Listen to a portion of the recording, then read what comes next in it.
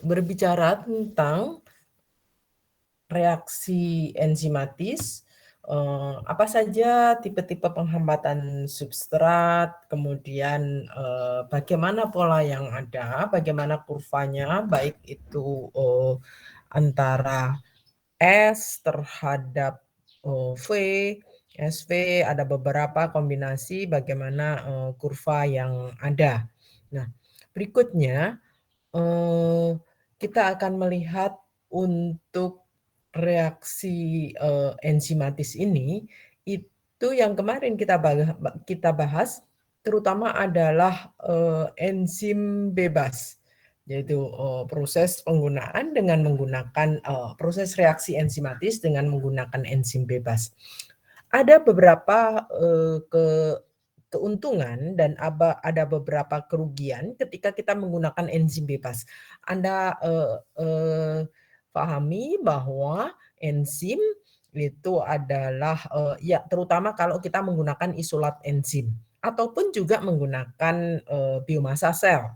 Jadi kemarin kita lihat bahwa enzim itu ada keseluruhan enzim, keseluruhan biomasa sel, jadi termasuk enzim yang ada di dalamnya ataupun bagian-bagian dari sel tersebut yang disebut dengan isolat enzim. Jadi dia mengeluarkan enzim, baik itu ektoenzim ataupun endoenzim, kemudian ketika itu diisolasi, nah ini akan menjadikan suatu produk yang mahal. Nah, kalau kita gunakan proses yang dilakukan itu adalah dengan menggunakan reaksinya, menggunakan enzimnya adalah enzim bebas, yaitu dengan menggunakan enzim curah, maka di sini kerugian yang didapatkannya adalah berarti setiap saat Anda melakukan proses itu harus harus di-recovery. Jadi enzimnya berarti dia akan terbawa loss bersama substrat sisa ataupun produk yang dihasilkan. Nah, untuk mengatasi ini biasanya adalah menggunakan enzim yang terimobilisasi. Apa keuntungannya?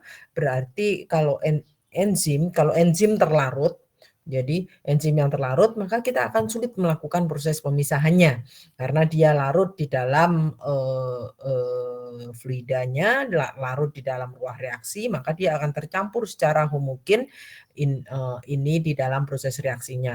Walaupun dengan pencampuran yang homogen dia terlarut, ini akan memudahkan terjadinya intimate contact. Jadi kontak yang intim antara enzim dengan substrat sehingga peluang untuk terjadinya reaksi itu akan menjadi lebih besar.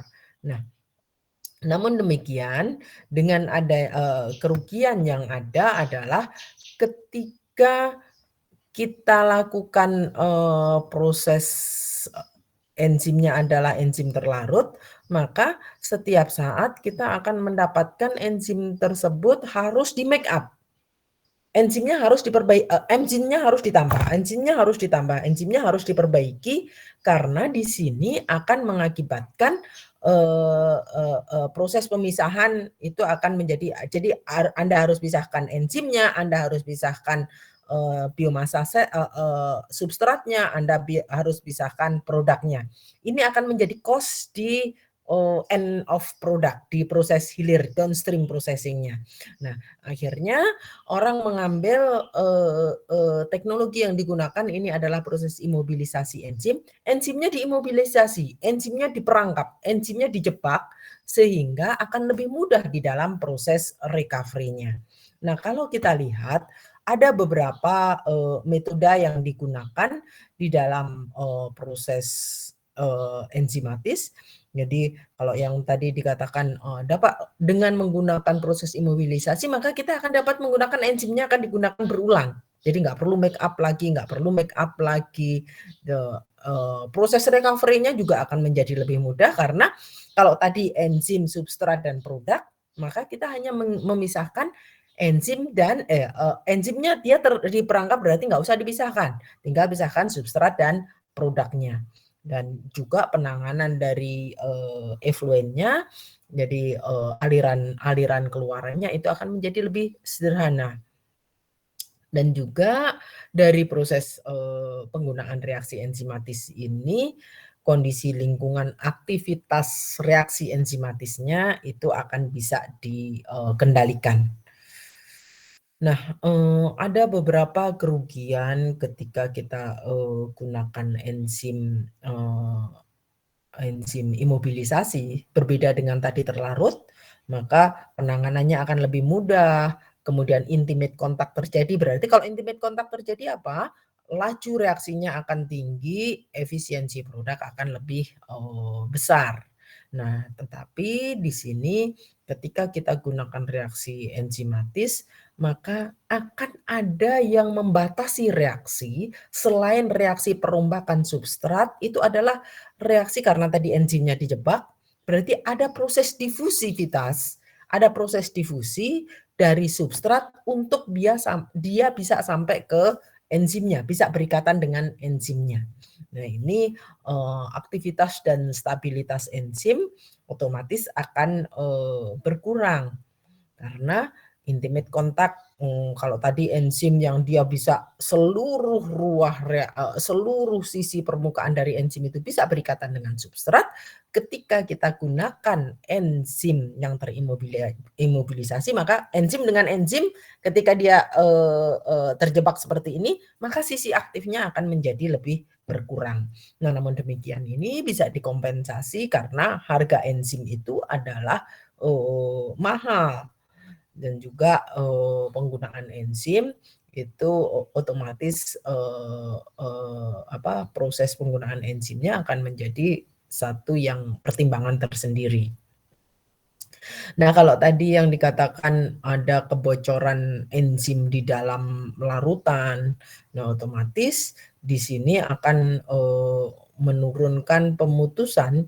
Jadi, enzim tersebut bocor di dalam, larutannya, maka akan menurunkan pemutusan, eee eee, berat molekul dari, membrannya atau ukuran dari, pori materialnya. Jadi karena dia tadi, kalau enzim dengan enzim maka dia akan bisa terjadi intimate contact. Nah, karena ada enzim dengan, enzim, di sini, enzim tersebut ada kalanya dia bocor kalau dijebak, di-trap dalam suatu tempat. Ini yang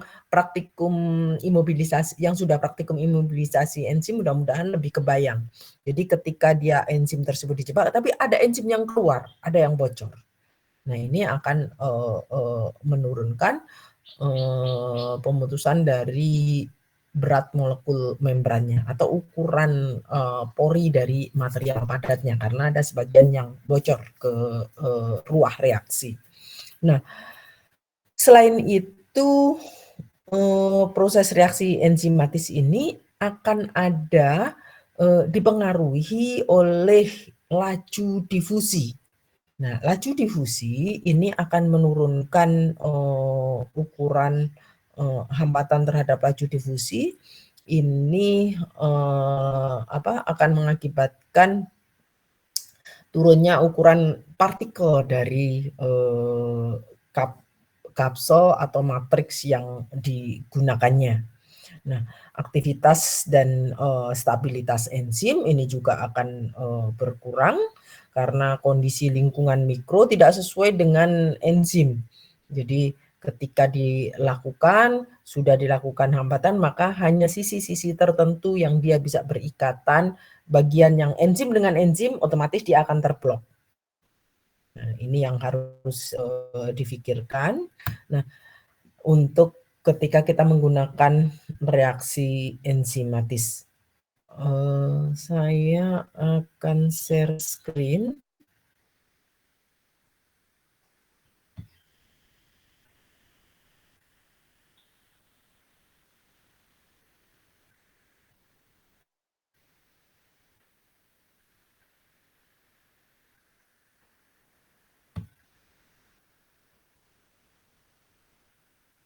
Oke, bisa terlihat?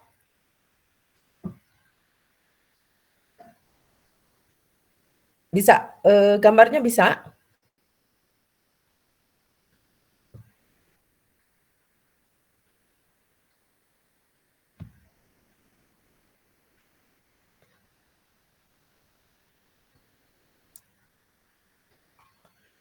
Halo?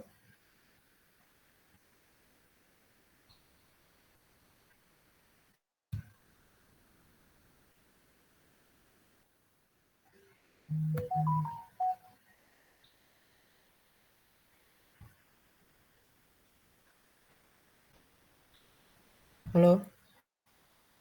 Halo? Nggak ada, Ibu share screen-nya. Nggak masuk? Iya. Oh, sebentar sebentar.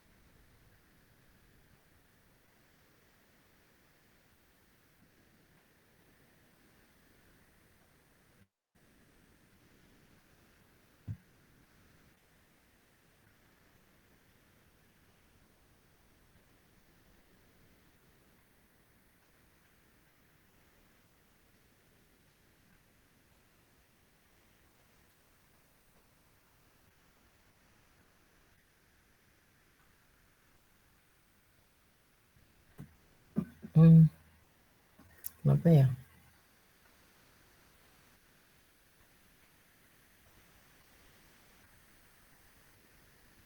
Oke, saya akan ceritakan untuk reaksi enzimatisnya.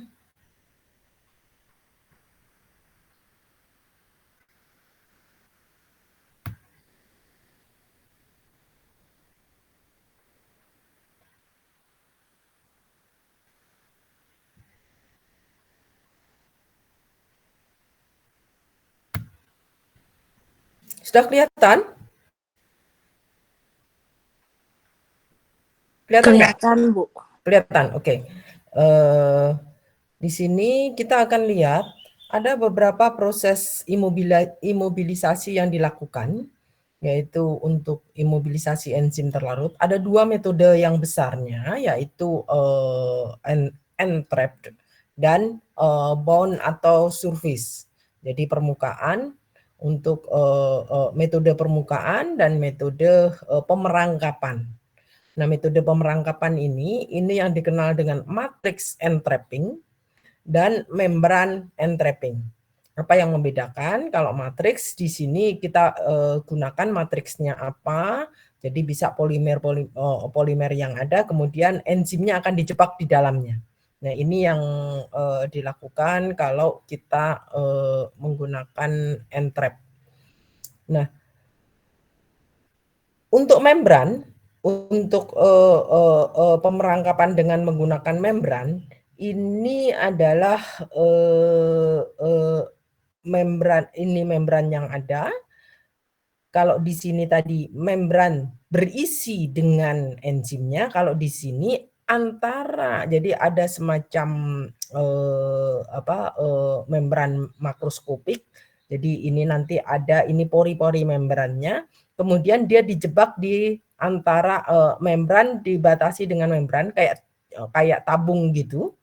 Nah, kemudian di antaranya diisi ini hampir mirip dengan yang dilakukan di proses di praktikum. Jadi ada bagian atasnya itu dikasih membran, kemudian membran tersebut ada pori-porinya, kemudian enzim yang ada itu dimasukkan di antara membran tersebut. Kemudian ada yang disebut dengan mikroenkapsulasi. Enzim yang tersebut, enzim bebas yang ada itu diperangkap dibuat seperti kapsul, di mana di dalam kapsul ini ini menjadi seolah-olah enzimnya disatukan menjadi ukuran yang lebih besar. Nah, ini mikroenkapsulasi. Jadi enzim dengan enzim kemudian menjadi butiran atau ini yang lebih kecil. Ini mikroenkapsulasi. Nah, kemudian yang metode pengikatan ini ada adsorpsi. Jadi bedakan antara absorpsi dan adsorpsi. Kalau di sini ini mengikat di permukaannya saja. Jadi ada adsorbennya apa, dia punya tangan seolah-olah pegang enzim, jadi enzimnya terikat pada permukaan ini. Nah, bisa juga dengan menggunakan ini proses adsorpsi, biasanya ikatannya ini ikatan yang lemah, yaitu yang dikatakan ikatan van der Waals. Kemudian di sini yang dikatakan dengan ikatan kovalen.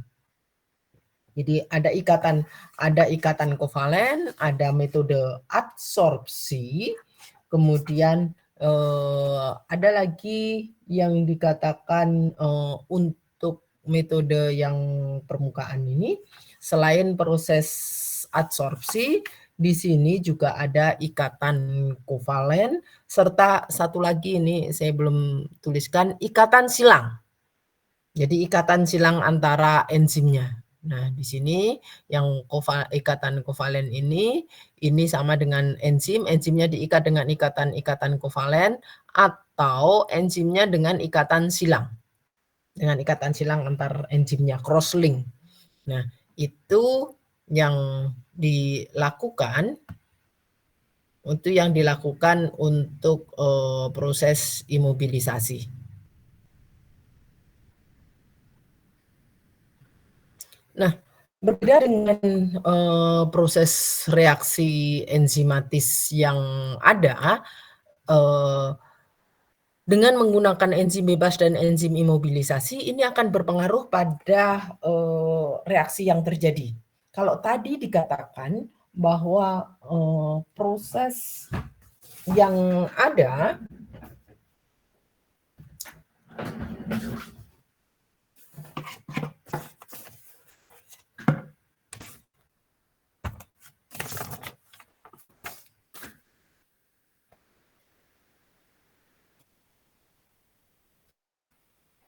jadi ada yang menjadi pembatas di sini, ada yang kalau tadi prosesnya adalah di sini. Mudah-mudahan kelihatan yang saya tulis.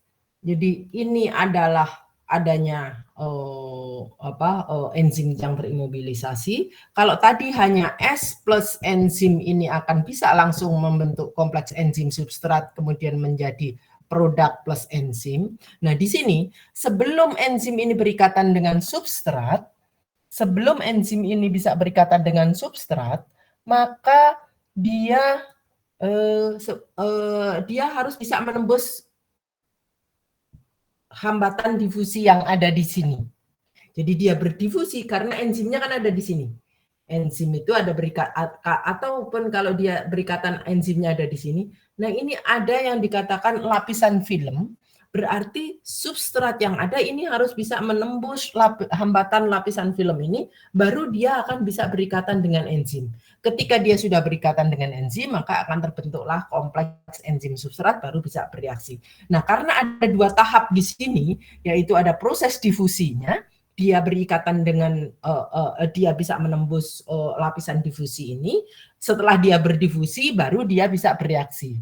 Nah, dengan demikian secara keseluruhan akan ada dua pembatasan untuk terjadinya proses reaksi enzimatis jika kita menggunakan enzimnya adalah enzim yang terimobilisasi.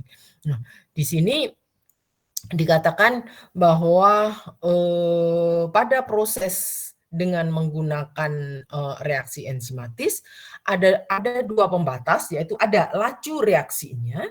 Kalau tadi dikatakan laju reaksi yang ini,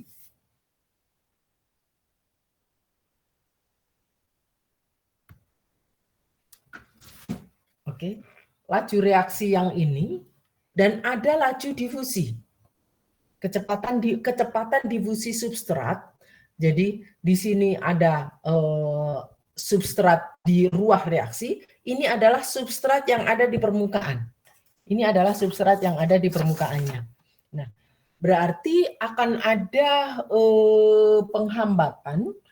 penghambatan, laju difusi itu juga akan berpengaruh karena enzim tidak akan bisa berikatan dengan substrat yang ada di sini. Tapi dia akan bisa berikatan dengan substrat yang sudah menembus lapisan difusinya. Di sini kalau reaksi ini kita ingat bahwa ini adalah reaksinya Michaelis-Menten, yaitu V sama dengan Vm kalikan S ditambah dengan Km plus S, maka untuk bisa mencapai di sini ini mana yang lebih cepat? Apakah reaksi perombakan substrat atau reaksi difusinya? Nah, kalau laju difusi kita lihat C itu akan sama dengan konstanta difusinya dikalikan SB min SS-nya. Konstanta substrat di bulk reaksi dan substrat yang ada di permukaannya. Nah, di sini kita akan dapatkan mana yang akan berpengaruh terhadap kedua reaksi ini.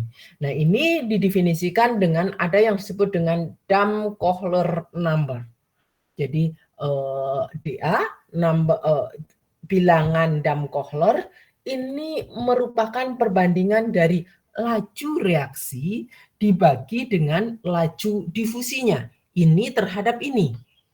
Kalau pada keadaan steady state, maka kita akan dapatkan laju difusi ini akan sama dengan laju reaksinya. Laju difusinya ini akan sama dengan laju reaksinya. Tetapi pada kondisi yang tidak steady, maka kita akan dapatkan mana yang akan berpengaruh.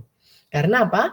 Kemarin sudah kita lihat bahwa laju reaksi itu akan sangat ditentukan oleh reaksi yang paling lambat. Ini saya sampai 750 ya. Saya selesaikan untuk di sini. Jadi kalau ada proses reaksi enzimatis dengan menggunakan proses imobilisasi enzim, maka akan ada dua hal yang berpengaruh. Jadi apakah laju reaksi perombakan enzim, perombakan substrat, apakah laju difusinya? Nah, DA ini didefinisikan sebagai V per C. Laju reaksi enzimatis dibagi dengan laju difusinya. Mana yang akan berpengaruh? Kalau pada keadaan kondisi steady, maka kita akan dapatkan C ini akan sama dengan V. Laju difusi itu akan sama dengan laju reaksinya. Nah, pada kondisi DA, titik kritisnya adalah 1, ketika DA lebih dari 1 dan DA kurang dari 1. Ketika DA lebih dari 1, berarti ini V per C ini akan lebih dari 1. Tadi dikatakan bahwa Damm-Kohler number itu adalah V per J, laju reaksi dibagi dengan laju difusi. DA ini kan sama dengan V per J. Nah, ketika DA lebih dari 1, maka kita akan dapatkan V per J ini lebih dari 1 atau V-nya lebih dari C-nya. Bahwa laju reaksi ini akan menjadi lebih dominan dibandingkan dengan laju difusinya. Jadi ketika DA-nya lebih dari 1, berarti V ini lebih besar dari C-nya. Jadi keseluruhan laju reaksinya, maka ini akan ditentukan oleh laju difusi. Jadi karena apa? Laju yang berpengaruh, kecepatan yang berpengaruh itu adalah yang lebih lambat. Anda dapat bahwa laju ini lebih besar dari C-nya. Berarti yang akan berpengaruh itu adalah laju difusinya. Sehingga keseluruhan untuk DA lebih dari 1, kita akan dapatkan kecepatan reaksinya itu akan sama dengan KL kecepatan reaksinya akan sama dengan KL kalikan laju difusi adalah ini, berarti KL kalikan SB-nya. Ini yang terbesar. Jadi laju difusi akan lebih akan menentukan kecepatan keseluruhan reaksi karena laju reaksinya lebih cepat. Nah, sebaliknya ketika dA lebih besar, ketika dA lebih kecil dari 1, berarti Anda dapatkan di sini V-nya lebih kecil daripada C-nya. Berarti kecepatan reaksi perombakan substrat itu yang akan berpengaruh. Mana kecepatan perombakan substrat? Berarti ini. Jadi seperti kemarin yang kita bahas bahwa yang berpengaruh di dalam proses reaksi, laju reaksi keseluruhan, ketika kita dapatkan reaksinya adalah reaksi konstitutif, maka reaksi yang lebih lambat itu akan menentukan keseluruhan laju reaksi. Nah, tadi dikatakan bahwa ada 2 proses, yaitu ada proses difusi dan ada proses perombakan substrat. Proses perombakan substrat mengikuti reaksi orde 1 persamaan Michaelis-Menten. Nah, dari sini berarti yang akan berpengaruh pada reaksi enzimatis di situ adalah mana? Apakah reaksi difusinya, apakah reaksi perombakan substratnya. Ini ukurannya adalah ditentukan dari nilai Damm-Kohler number-nya. Nah, pada kondisi di mana SS teraduk sempurna, maka kita akan dapatkan SS-nya akan sama dengan SB. Jadi, maka kita akan dapatkan bahwa untuk nilai dA yang lebih dari 1, laju reaksi itu akan ditentukan oleh laju difusinya. Sehingga V-nya akan sama dengan KL kali SB. Karena untuk menentukan SS ini tidaklah mudah, biasanya didekati dengan nilai SB-nya. Sampai di sini ada yang ingin ditanyakan?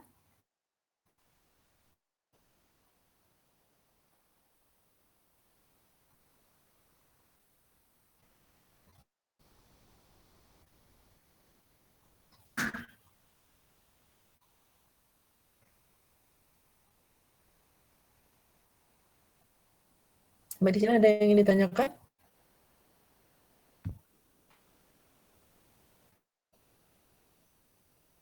Oke, jadi tadi dikatakan bahwa berapa nilai Damm-Kohler number-nya adalah laju maksimum reaksi perombakan substrat dibagi dengan laju maksimum difusi.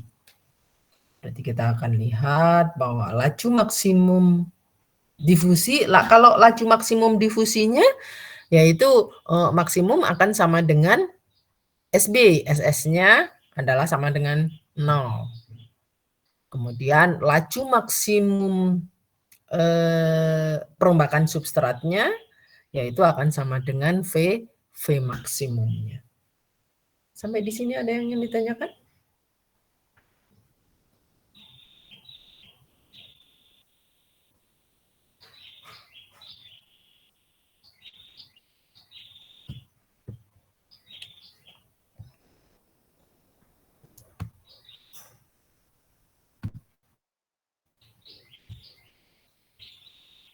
Ini ada beberapa metode yang dilakukan pada proses entrapping. Kemudian yaitu untuk membran entrapment. Membrannya apa yang digunakan? Kalau tadi penjebakan atau pemerangkapan melalui membran itu bisa hollow fiber, selulose, kemudian ini adalah beberapa membran yang digunakan untuk, yang jelas membrannya harus bersifat semi permeable. Jadi bahwa dia bisa menahan enzimnya, substrat bisa keluar masuk, bisa berdifusi, kemudian ada juga yang menggunakan material, ini masih entrapping ya, ini yang Anda gunakan ketika praktikum, yaitu dengan menggunakan material polimer. Ada agar, karagenan, alginat, kolagen, dan ada juga material-material padat. Ada karbon aktif, keramik berpori, di mana pori-porinya jadi enzimnya dijebak di dalam pori-pori tersebut.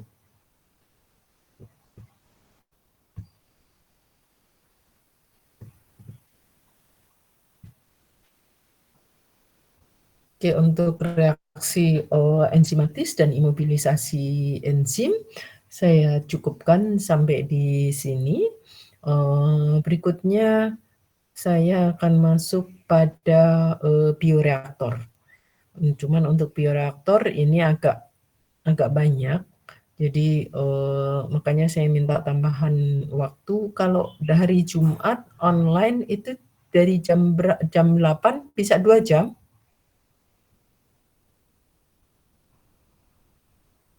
Bisa 2 jam nggak?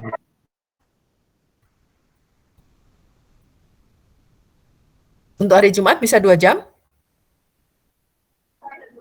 Ya, Bu, bisa.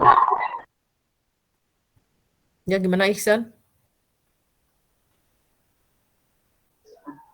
Baik, Bu, Jumat bisa 2 jam, Bu. Oke, ya. Saya minta untuk Jumat 2 jam, nanti kita bahas tentang bioreaktor. Jadi untuk kinetika kematian, sterilisasi, tolong dipelajari kembali. Kemudian untuk enzim, imobilisasi enzim. Kemudian bab terakhir, bagian terakhir. Ini kuliah berakhir tanggal berapa?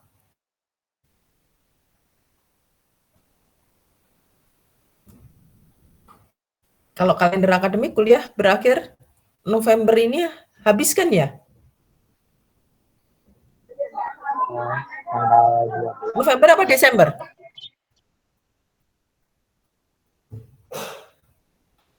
Oke, nanti tolong PC-nya cek ini sehingga saya bisa memperkirakan waktu untuk kuliahnya, untuk materi-materi kuliahnya. Oke, terima kasih atas perhatiannya. Saya cukupkan sampai di sini. Assalamualaikum warahmatullahi wabarakatuh. Saya izin live ya.